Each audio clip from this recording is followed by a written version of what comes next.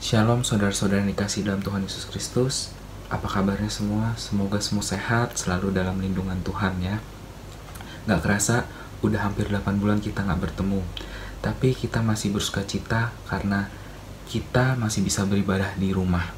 Jadi bersukacitalah dalam segala hal, seperti yang dikatakan dalam 1 Tesalonika. Saudara, bicara tentang perlindungan Tuhan, itulah yang menjadi senjata iman kita kali ini.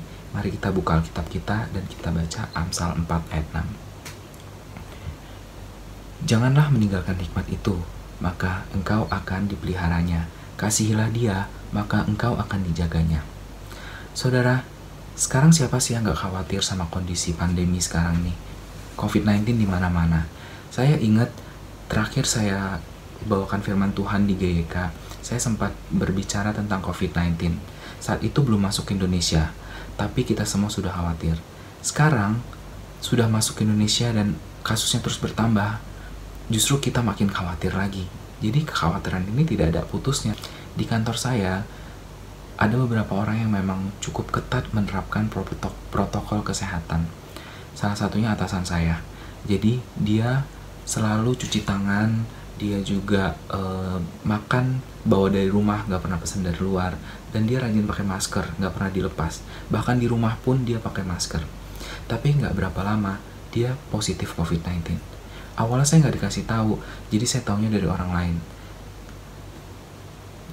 Saya jadi panik, saya mulai panik karena atasan saya itu duduknya persis di sebelah saya. Cukup sering saya ajak ngobrol juga. Jadinya saya takut juga gitu kan. Setelah itu saya disuruh isolasi mandiri di rumah. Waktu itu belum ada rapid test yang diperjualbelikan di bebas ya. Jadi hanya pemerintah yang bisa melakukan tes itu. Jadi saya cukup diisolasi dan saya takut juga sebenarnya, takut menularkan kepada orang-orang rumah. Tapi puji Tuhan selang beberapa waktu saya sehat-sehat aja. Jadi saya anggap waktu itu saya negatif dan saya masih dalam lindungan Tuhan. Setelah 1 bulan, saya hampir 1 bulan di rumah, yang mana cukup bosan juga, akhirnya saya kembali ke kantor. Saya mulai beraktivitas seperti biasa, namun gak selang berapa lama, ada 1 orang lagi yang kena COVID. Rekan saya yang duduknya gak jauh juga, jadi kalau tadi di samping, ini agak di seberang gitu. Lucunya, dari 1 lantai yang luas di gedung itu, saya nggak tahu cuma di sini yang kena. 2 orang ini ada daerah sini dan saya deket di daerah sini gitu. Saya nggak tahu apa rencana Tuhan ya dari semua ini. Padahal orang yang rekan saya yang kedua ini yang kena COVID ini juga taat protokol kesehatan. Bahkan suaminya dia di kantor yang juga positif itu dibilang paling rajin cuci tangan, paling rajin pakai masker dan nggak pernah makan dari luar gitu. Gak pernah jalan-jalan ke mall gitu. Jadi mereka pun sendiri juga bingung, mereka tertular dari mana gitu. Namun puji Tuhan, rekan saya yang kedua ini memang saya jarang berinteraksi dengan dia. Jadi saat itu saya gak diperlukan untuk isolasi mandiri. Jadi saya tetap bekerja di kantor seperti biasa. Itulah yang menjadi tanda tanya buat saya, keheran-heranan gitu kan. Kenapa sih saya masih dilindungi Tuhan di tengah-tengah lingkungan yang begitu menakutkan? Bahkan dekat sekali dengan kasus-kasus COVID ini. Tetangga saya pun ada yang kena. Dan itu awalnya nggak tahu karena COVID. Tadinya papi mami juga sempat mau datang ke tetangga saya. Tapi untungnya nggak jadi. Nggak tahu kenapa untung nggak jadi. Kok bisa ya seperti itu gitu?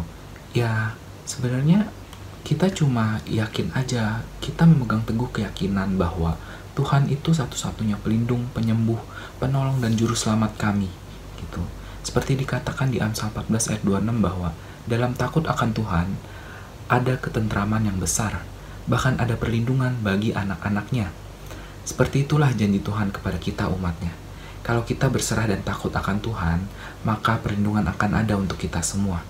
Seperti dikatakan juga dalam Yohanes 14 ayat 15-16, yaitu, "Jikalau kamu mengasihi aku, kamu akan menuruti segala perintahku.